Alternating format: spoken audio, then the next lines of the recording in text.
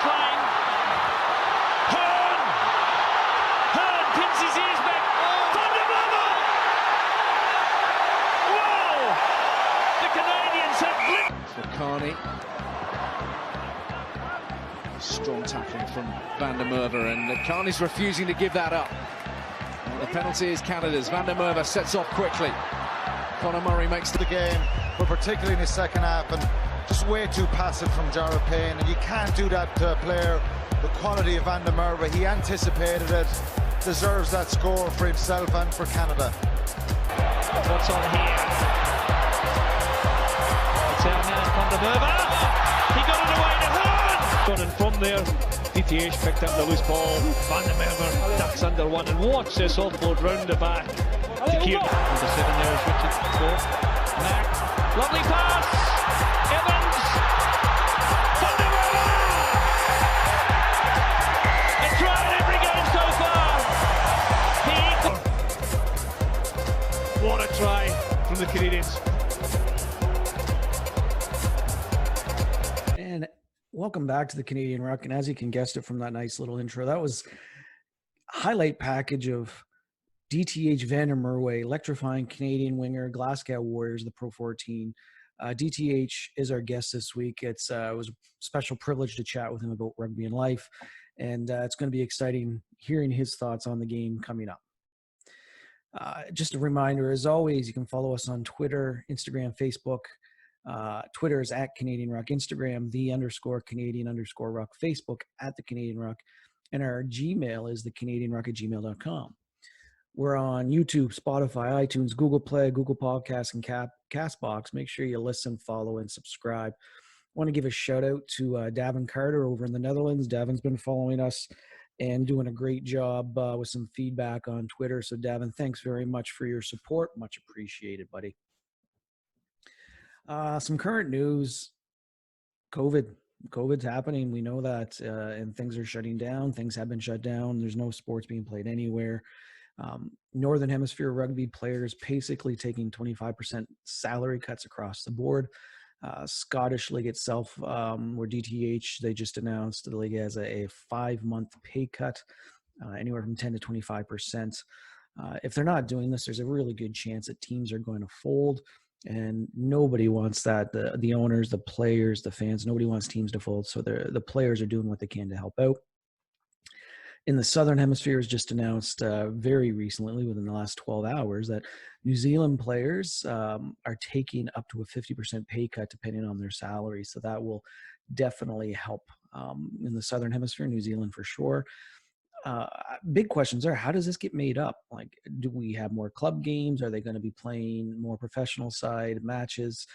Will there be more internationals? How do you condense all of that into a shorter season? Can that be done?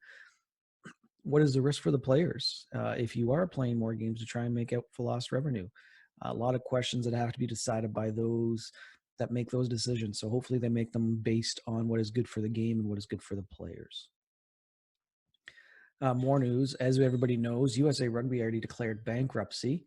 And they're actually going to take some time now to kind of reorganize the sport and find out different ways to try and make the sport better in the US. And in Major League Rugby, you probably all have already heard Colorado has dropped from the league. Rugby Australia is also on thin ice. Their focus right now is just to try and survive the next 3 months. Their CEO, Raylene Castle, has already taken a 50% pay cut from her $800,000 to try and help offset some costs during that time. So the big question is, does World Rugby step in and help these and other countries? And as of yesterday, they said yes. We're going to offer $100 million for relief. So they're not giving a handout. It's going to be used for small loans and stuff to try and keep some countries or keep clubs afloat during this time. Now is the time, I guess, where there is downtime for these unions to try and take a look. Is there big business that wants to invest? Where can we find more money? Does big business want to invest because of their lack of financial security at the moment as well? And when this is cleared up, when can the big test matches happen? You know, Italy was supposed to be going to Australia. If that's canceled, that's a big dent in Australia's revenue. Same here in Canada. We're supposed to be a host. Sorry, no, it's Ireland going to Australia. In Canada, we're supposed to be hosting Italy in July. We're not sure if that's going to happen now as well. July 14th in Halifax. Hopefully things are cleared up and that can happen, but we're not sure at this point. A closer note, Rugby Fest 31 here, where I teach at Ross St. Otherwood, has been canceled. It's the first time in my 14 years that Rugby Fest has been canceled. Today is actually opening day. As I record this, today is supposed to be our opening day kickoff. We're supposed to be playing in about 5 hours, and that's not happening. But Rugby Fest is that tournament that brings high school rugby together all across the Maritime provinces, Quebec and Ontario. We've had teams from Alberta before. Basically kicks off the spring season here in New Brunswick and the Maritimes. It's only the second time it's been canceled in the 31 years, this time due to COVID and the other time due to a teacher strike back in, I think it was like 03 or 04. So I know there are a lot of rugby players in the Maritime provinces that are feeling that pinch today because they know that they're supposed to be playing at Rugby Fest, which is a marquee event. A positive note, I think it's a positive note, is Augustine Pichot of Argentina is running for World Rugby Chairman. He's been kind of the second in command for a few years. But he's basically saying his philosophy has been changed, and he wants rugby to be looked at through the eyes of a young person. And I think he's got a right train of thought with some downtime with COVID-19. He wants to take that downtime to restructure and try and fix things that are wrong with World Rugby. He wants to put the emphasis back on the player and not the calendar. Mandatory 8 to 12 weeks off for every player, which is great because your body needs time to heal, and without that time off, that just can't happen. And he wants a more equitable voting process to take place as well. Some countries have 3 votes where other countries only have 1. He wants it to go to 1 vote per country, which I guess is more equitable in the long run and gives everybody a more fair say in voting matters that have anything to do with rugby across the board. So saying that, we're going to jump right in. We've got DTH coming up. Had a great chat with him. He's over in Scotland right now, but DTH, as most of you probably know, was born in South Africa, and he moved over to Canada. I think he said when he was around 15 or 16 with his family.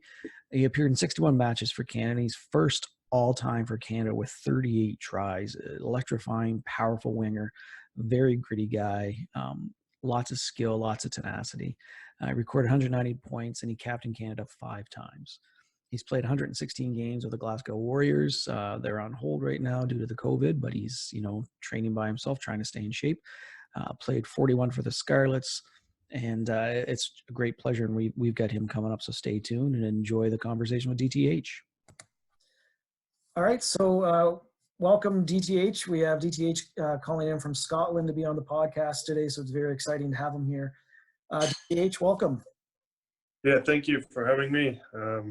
Look forward to having a little bit of chat about rugby, and hopefully a few people can listen to my story and be inspired by it, I guess. That's awesome. So let's start right from the start here. You were born in South Africa, and with your family back in 03, immigrated to Saskatchewan. What was the move for? Well, so my dad's a doctor, and you kind of saw that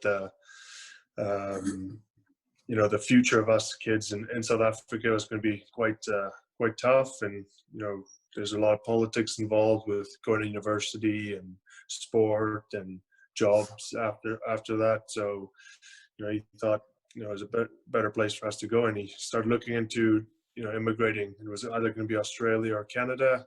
Ended up took a locum for 3 months to Fort Mac, just to go look at things, see how the system works, make a bit of money, because money was tight in South Africa, and obviously with the exchange rate it's great. And came home, and he just said, listen here, pack your bags, we're going to Saskatchewan, because one of his previous partners from South Africa, Kobe Van Heerden, was actually practicing in Saskatchewan, and he helped him out with the move, and it's been great ever since.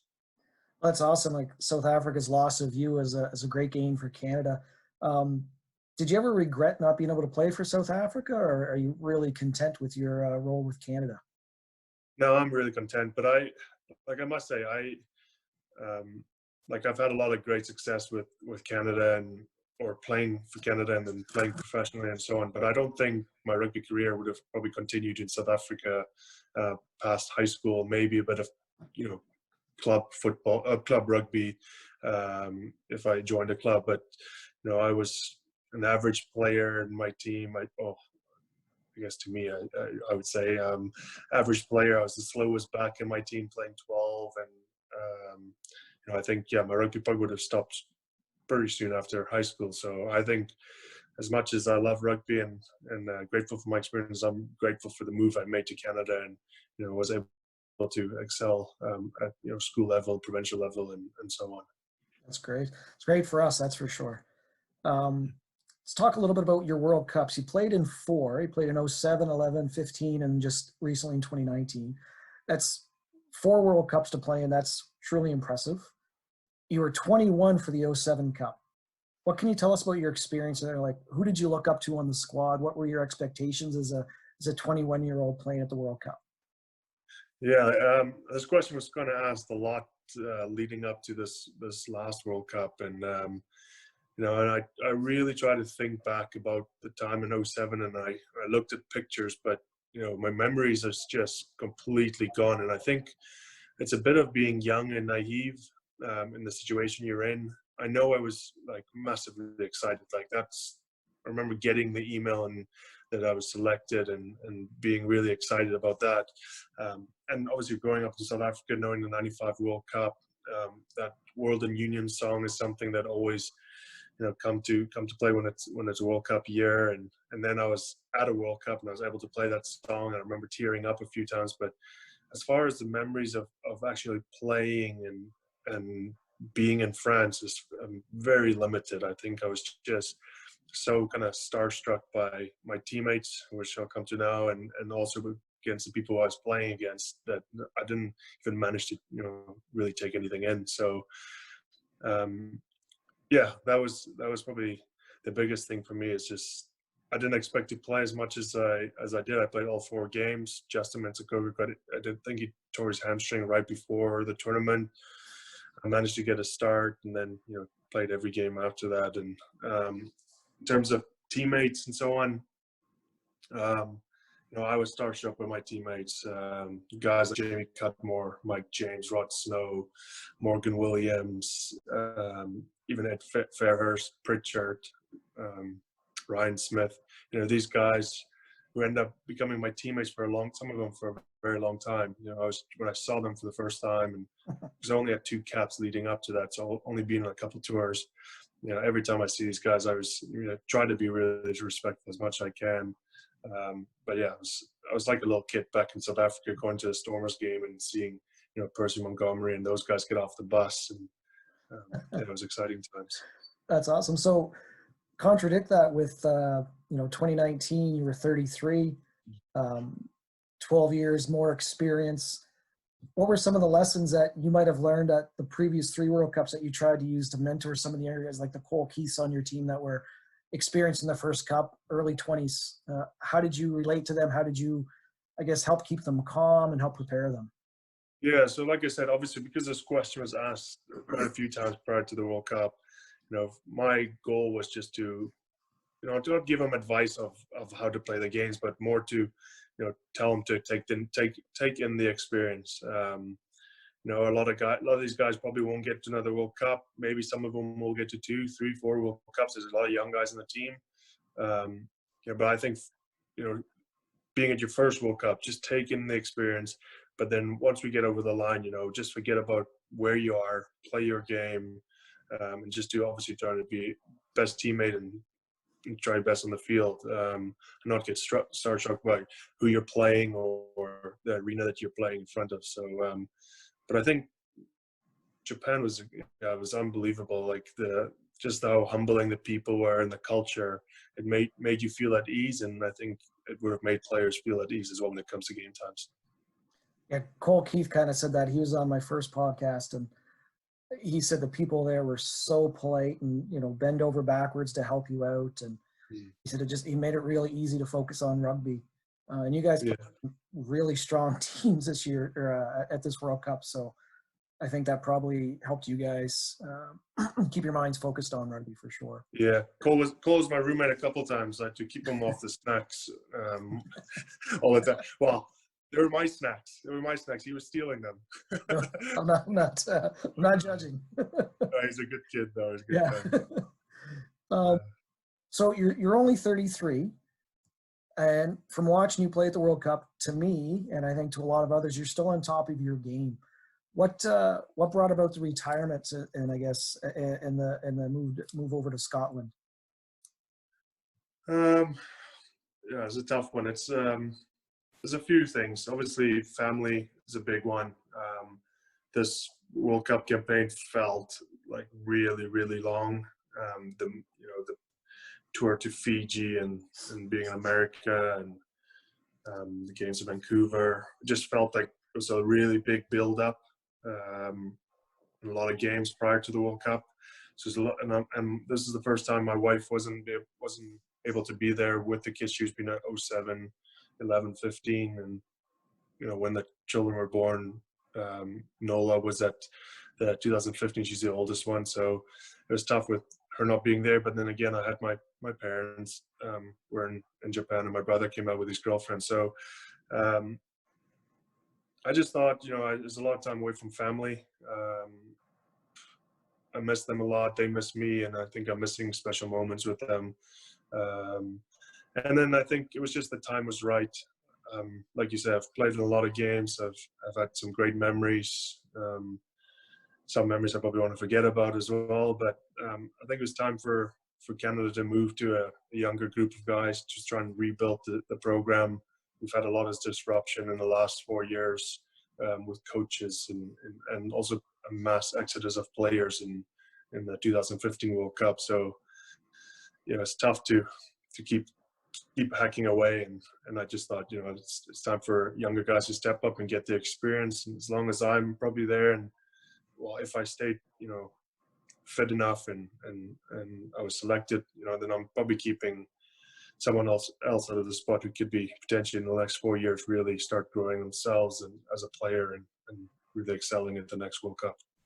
Very altruistic view of you to, I guess, step out when you're still, near the top of your game and allow those younger players to step in. That's very commendable, absolutely, for sure. So yeah, you want to, you got to find the same with professional rugby. I think like you got to find the time that's right for you and not right just for, say, the club or the country. You don't want to be pushed out by either. And I don't think I would have been pushed out yet, but just for me, the timing was right to hand over the baton, to someone else, and they can do and make the team what they want to be and mold it into, what they want to get out on the field. So, no, I'm happy with my decision. That's good. Another cool event you were a part of, you played in a couple of the Churchill Cups. I always thought this was a really great event, rugby event, especially for Canada. And it stopped in 2011. I guess, what were your thoughts on playing in that? Like, that was a really interesting format. You played, I think, in 2 of them? Yeah, there was, it was great. I think, like, back then, I remember us asking as country, I guess, for more top-tier test matches. And I think probably that was the only drawback of the Churchill Cup. There wasn't always a test match. It was, often against like England Saxons or, like every team's B team sort of thing of the top tier nations. But then obviously us in USA, we're playing our first year or first teams. So I think that was probably the small drawback, but it was a massively exciting event. I think even when I first joined over in Scotland here, and some of the guys that crossed paths when my short stint at Saracens are some guys that I actually played against in those Churchill Cups and stuff when they're trying to take the next step up from club rugby to the national team. So they were just in the B team, I guess you want to call it. So they all had great memories. They all loved the tours into North America. So I think, it's massively missed in Canada. There's a lot, obviously it's extra games that were played on home soil, and they made sure we played quite a few games all over the place. But then they try to replace it with, whatever these new ones are called, PNC or ARC, all these things. I don't really quite know all the terms for them. So you play obviously smaller teams, but then again, is Canada in a place that they could be, demanding to play against top tier nations? Well, we haven't been doing as well as we wanted to, but is it because we're not playing against them, or is it because we're playing, teams around us? So that's probably the $1 million question is, which way is the best way to improve and get better as a nation? Yeah. I was thinking about that the other day because I like the Churchill Cup, and it made me think of a possibility of like maybe making an America's tour, kind of like the British and Irish Lion, and having Canada, U.S., Argentina, and Uruguay and come together every few years and tour the UK or a Southern Hemisphere nation. Be kind of interesting. I think it might help Canadian rugby. I'm not really sure, but I don't know. It might be something to take up the ladder to Rugby Canada. I'm not sure. Yeah, there's been a lot of chat about the Six Nations and people complaining about Italy not doing as well as they should, and should Georgia maybe jump into it or something like that. I think that's probably the route that World Rugby should go into, is keep the Six Nations as it is, but look for a North American league to start maybe same time. I don't know. The problem is now you have the MLR during the Six Nations at their prime time. So again, that's the other issue, is weather dependent in North America. We've got that terrible white stuff that falls really heavy, and it happens. Makes life pretty hard to play rugby, and unless we can build indoor facilities. But that's just the tricky one, because rugby is primarily a winter sport, I guess, but the only time you can really play it in Canada is in the summertime, but then that summer tour when everyone want to play their test matches, so that's a tough one. Yeah, it's tricky. It'd be a neat way if you could sit down and think about a way to get that planned out, where there could be for this side of the Atlantic or this side of the Pacific, I guess, depending on how you. Yeah. So professionally, predominantly in Scotland and Wales, how did that help you when it came to playing nationally for Canada? What did you bring back to the national side that you learned while playing professional? I think probably the thing is just the higher level of play. You play week in, week out against some really quality sides, and it's something that just happens. Something when you play all these high level games, I guess you don't think about maybe emotion or something. You just automatically just do it, whether it's a tackle, a pass, a catch, whatever it is. I think it's just something that becomes not a reaction, but just instantaneously you would react to something, I guess. Whereas maybe if you play say in Canada and you play in the whatever league, club rugby, it's not easy, but it's a lot easier than what professional rugby is over here. So I think the speed of the game here is as close as you would get to an international game. I think that's probably stuff that would help me at the international level. And then, like you said, I went to a couple teams, so some high quality coaching. Everyone has different ideas. Everyone has different patterns, and sometimes it's good to bring in some of those little ideas into the Canadian setup, and just you don't always have to do your idea, but just at least makes people think, well, why is it they saying that, and then figuring out for themselves how we want to do it as a Canadian team. But no, it's been a great experience to be over here and playing the top level rugby. That's good. All right, so we're going to turn now. We're going to look at some quick fire ones. So I'm just going to throw out a little phrase. I want you to just kind of answer the best you can, maybe in 1 or 2 words. Some of them are simple, some of them are not. Best team you ever faced? New Zealand. What year? This year. Last year. Best player you ever faced? Ooh,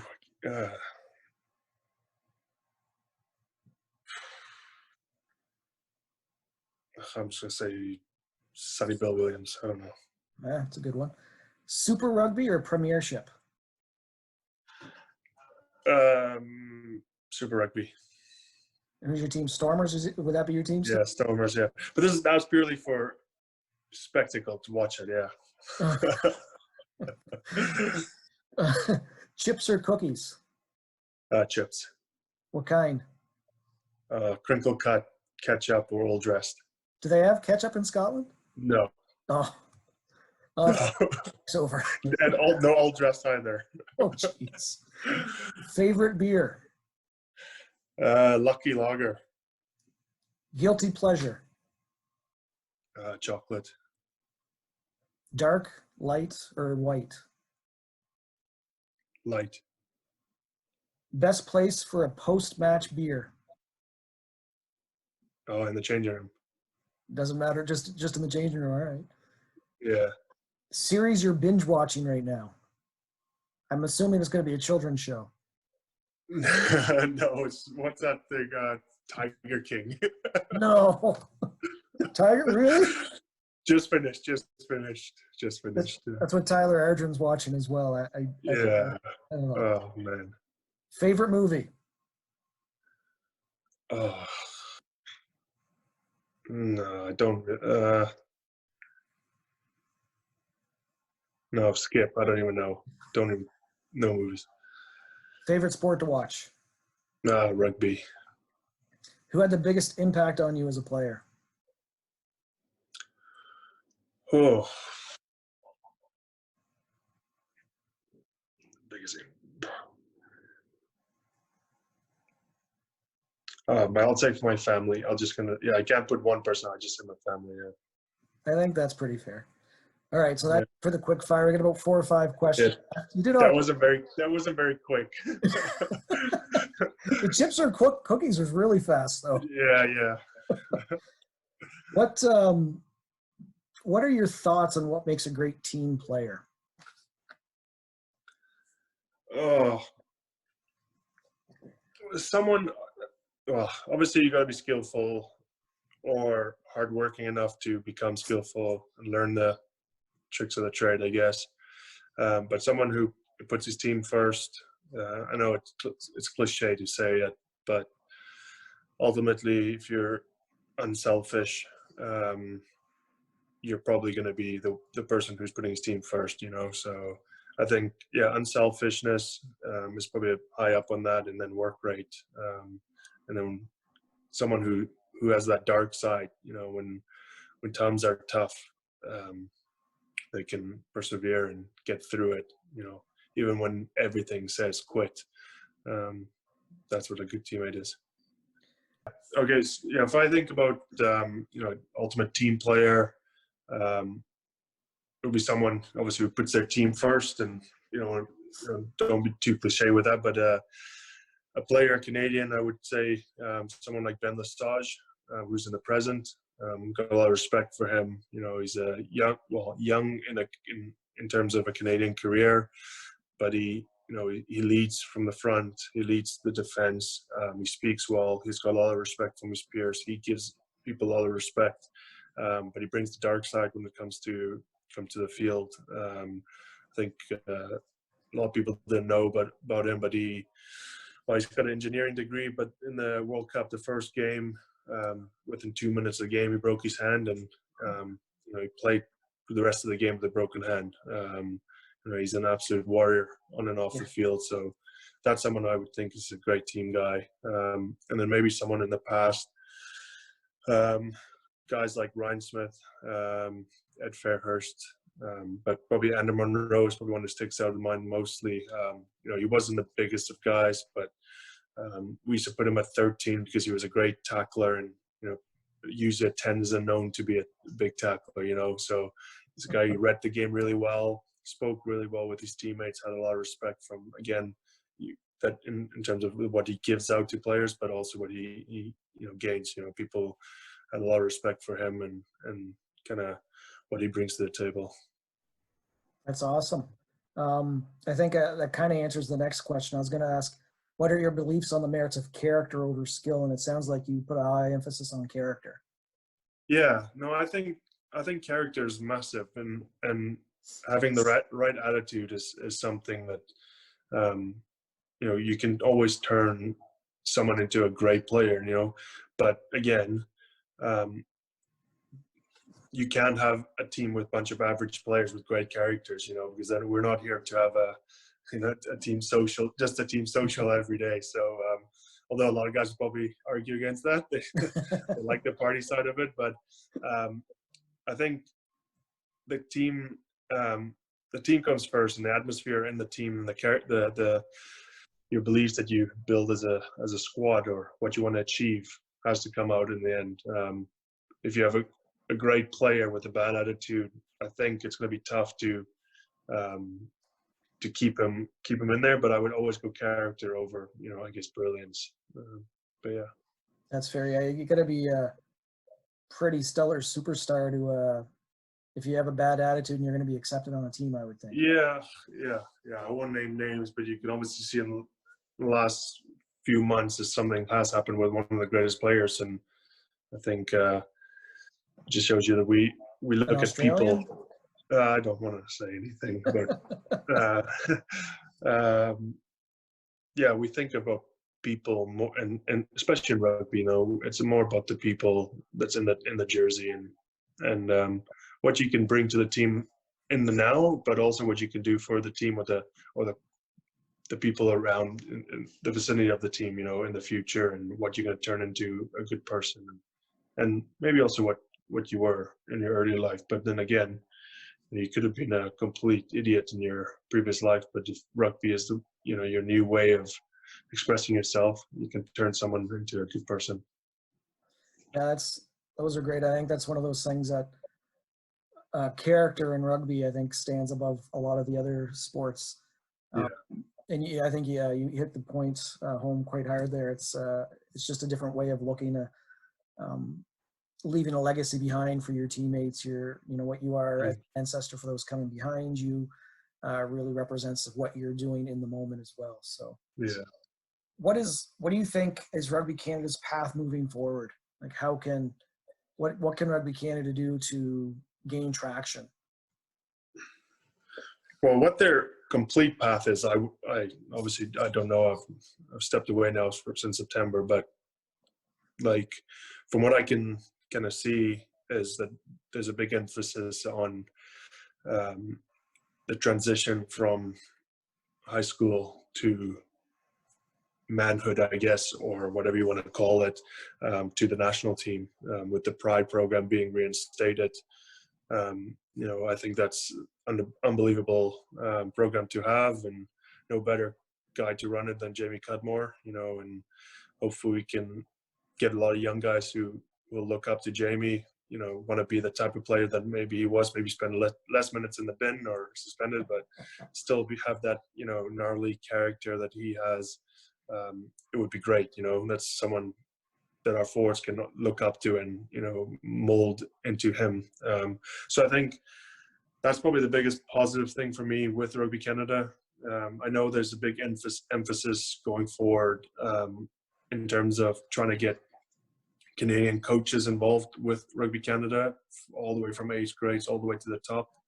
And again, Jamie's probably one of the guys who's going to be leading that, being involved with as a forwards coach with Canada if the summer tours go on.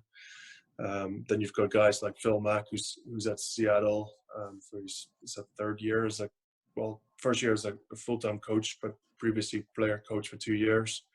You've got Adam Kleberger working with the academy in Victoria as well. Jeff Williams with Shawnigan Lake.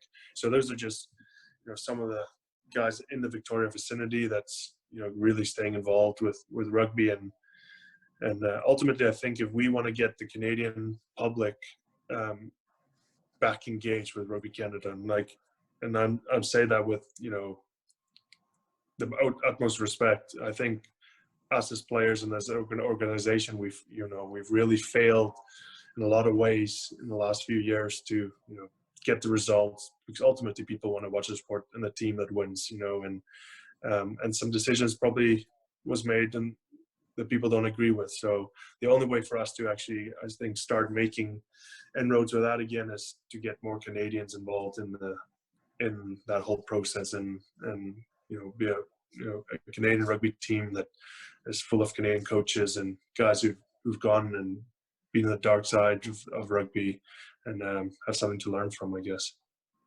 Yeah, that makes a lot of sense. Hopefully that's the avenue that's happening right now. Talk to us a little bit about your life transition from playing rugby to civilian life, so to speak. It's only been a few months, but. Yeah. So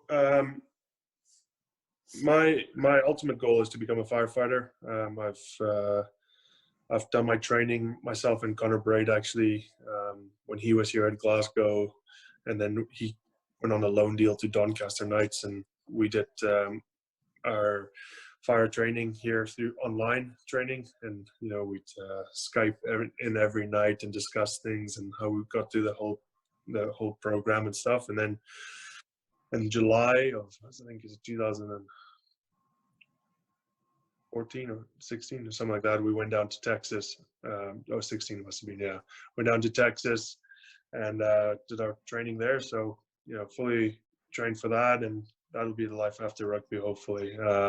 I've also, dipped my toes a bit into the coaching side of things. This year, I was going to coach one of the Premiership teams in Scotland here, but ended up deciding that it's a bit too much of a commitment while playing. And I just thought, my little boy, he's 3 or 4 years old now, and he plays junior rugby, and it's starting from the basics. Just catch, pass, putting a rugby ball down on the ground instead of just throwing it on the floor for a try, just working on hand coordination. And I've really fallen in love with that, really enjoy it. And I wish I had more time to, go through the ranks with him, sort of, obviously I do still have the time going forward, but here in Scotland, it's a great setup they have here at the club called West Rugby Club. And, every weekend, or every Sunday, it's only one day a week. Every Sunday, it's about 30 kids turn out. It's unbelievable. Yeah, and it's freezing cold in the winter time. Luckily, eventually we went indoors for 4 sessions for 4 weeks. But previous to that, the kids literally were so cold. We couldn't run them enough to keep them warm. But every weekend they came out. So, I really fell in love with that side of it. And, hopefully I can continue doing that, and hopefully tied in with my firefighting. Awesome. When you say freezing cold, are you talking freezing Canada cold or freezing Scotland? No, freezing Scotland cold, wet cold, rain, sideways wind. Yeah, just to the bones cold. Yeah. Yeah. But 4 or 5 years ago, my wife and I started a rookie rugby program in Rossa here in New Brunswick, and we have it for ages 4 to 12 right now. And here we had 12 kids, and last year we had 60. And watching those little 4 and 5 year olds running around with a little 4 rugby ball, is adorable. So, anyway, we had to scrap it this year because of COVID-19. But we were expanding to under 14s in Canada. You probably know, but tackling doesn't start till after the age of 12. Oh wow! We were expanding. We were trying to expand it into that, but that'll have to wait.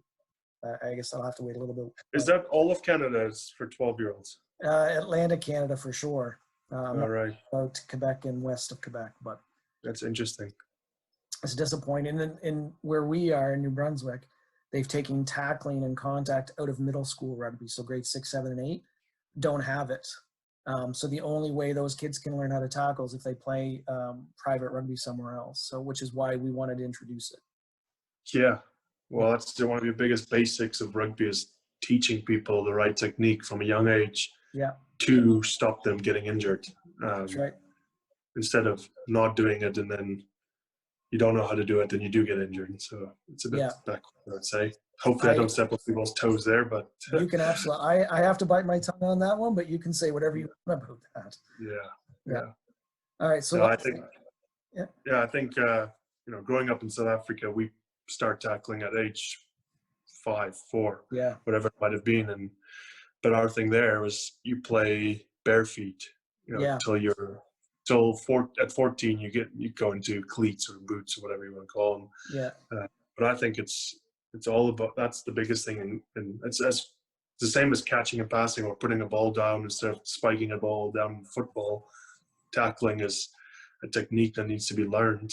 And probably same for football. It needs to be learned there as well, because that's a bad technique, I'd say. Yeah, in football, absolutely. Yeah. Lastly, any great rugby stories you can share with us? You can throw somebody under the bus. That's absolutely fine. Yeah, no, I think my greatest memories is, if I look back, is obviously the wins that we have and the victories that we celebrate as a team together and having a beer together.